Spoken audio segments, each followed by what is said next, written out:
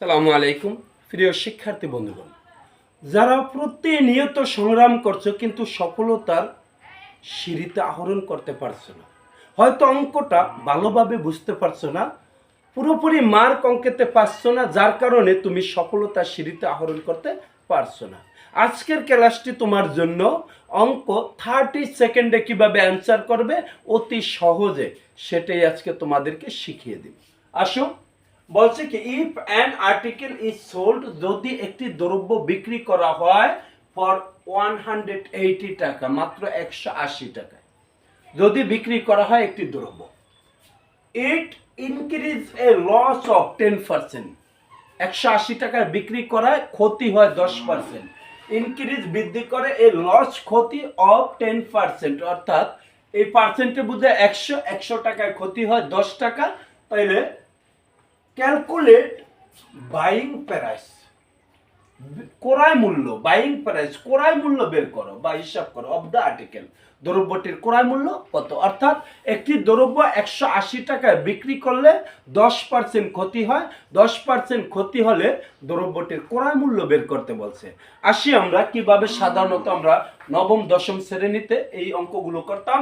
বিক্রয় মূল্য 90 টাকা হলে 90 টাকায় কিভাবে আমরা ক্রয় মূল্য ধরে নিব 100 টাকা, পার্সেন্টে বুঝে 100 টাকায় ক্ষতির পরিমাণ দিয়ে দিচ্ছে 10 টাকা, তাহলে ক্রয় মূল্য ধরলাম 100 টাকা, 100 টাকার থেকে 10 টাকা বাদ দিলে বিক্রয় মূল্য দ্বারা 90 টাকা। তাহলে বিক্রয় মূল্য 90 টাকা হলে ক্রয় মূল্য 100 টাকা, বিক্রয় মূল্য 1 টাকা হলে তাহলে উপরে 100 আর 1 টাকা, অর্থাৎ 90 টাকার তুলনায় 1 টাকা কম, অর্থাৎ ভাগ হবে, এই জন্য 90 আসবে নিচে। আবার বিক্রয় মূল্য দেওয়া আছে 180 টাকা, কত টাকা 180 টাকা হলে এই 1 টাকার তুলনায় আবার 180 টাকা বেশি, এই জন্য কি এটা গুণাকারে উপরে 100-এর সাথে বসবে। এখন আমরা কাটি 90 দুগুণী 180, এই 2 দ্বারা এই 100 গুণ করলে 200 টাকা, তাহলে দ্রব্যটির ক্রয় মূল্য 200 টাকা। এই অঙ্কটুকু আমরা এইভাবে না করে কিভাবে মুখে মুখে করতে পারি সেটা আমরা কি আয়ত্ত করে নিব। ধরি ক্রয় মূল্য 100 টাকা, মুখে মুখে 10% ক্ষতি হয়েছে, তার মানে 90 টাকা, 100 টাকায় আমার বিক্রয় মূল্য দাঁড়াইলো 90 টাকা।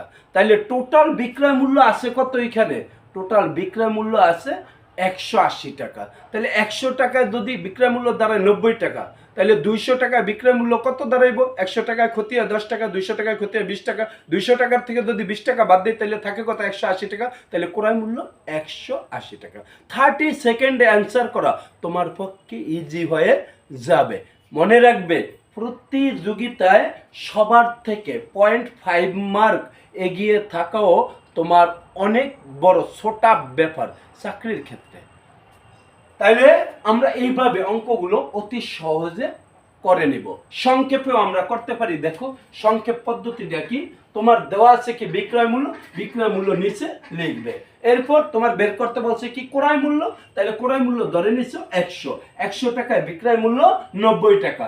এখন বিক্রয় মূল্য টোটাল বিক্রয় মূল্য কত দেওয়া আছে 180 টাকা, এই 90 দিয়ে 180 রে 2 বার যায়, 2 দিয়ে 100 রে গুণ করলে 200 টাকা।